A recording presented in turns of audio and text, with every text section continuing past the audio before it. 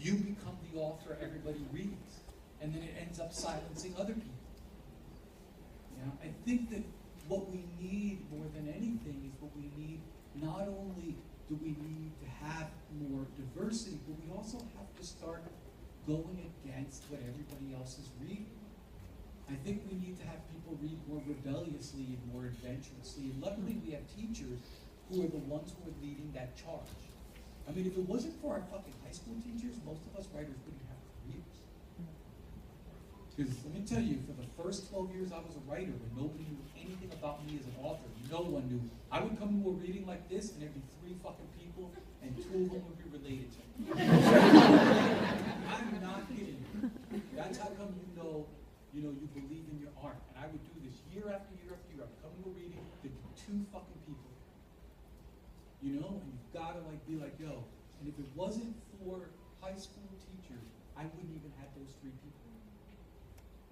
You know, so when I'm here with you guys, I'm really happy and I'm gratified that you're here, but I never forget, I can't, that there should only be 2 of you. And I think that part of what we're talking about is that yes, we've got to challenge the power to be, challenge the status quo, get more writers, get more women of color, get more queer writers, change the way that we evaluate what counts as literature, what counts as great literature, but also I think that all of us got to start acting like we're high school teachers, the committed high school teachers who pass good books to each other.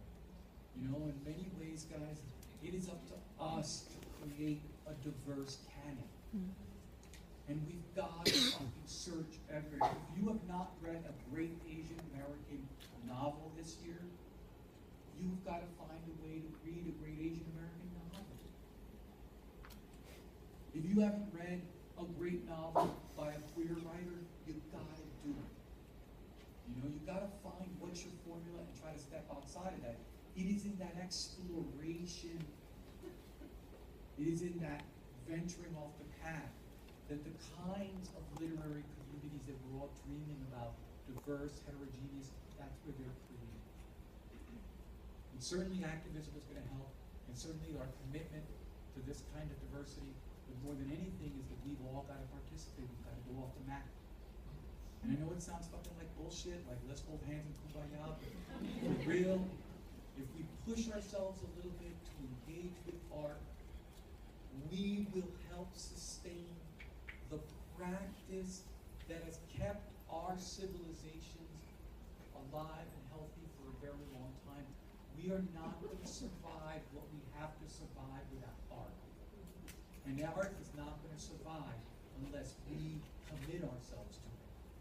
Not simply because we're producers of it. We have to engage it at the level of it is part of our lives. Anyway, thank you guys so much.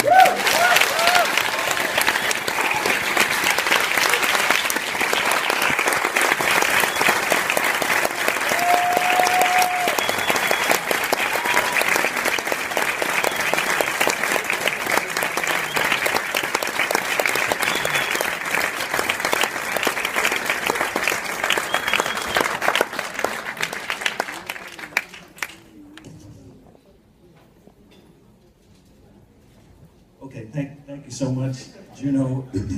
I have instructions here, but that was beautiful. That was one of my favorite events, not the favorite event we've had here. Some of you may not know this in this room, but Junot showed up. It was at 6:30. We had the overflow room full, and he said, "Oh, these guys came.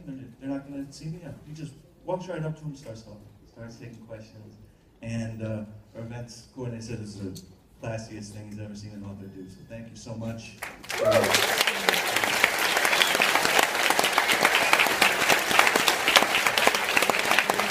Very generous. Thank you so much. Okay, I have instructions for those of you who want your book signed. First of all, you're done. Good night. You can leave. You may leave. Thank you for coming. You guys rock. Go on your date. Thank you. All right, so if you want your book signed, stay put.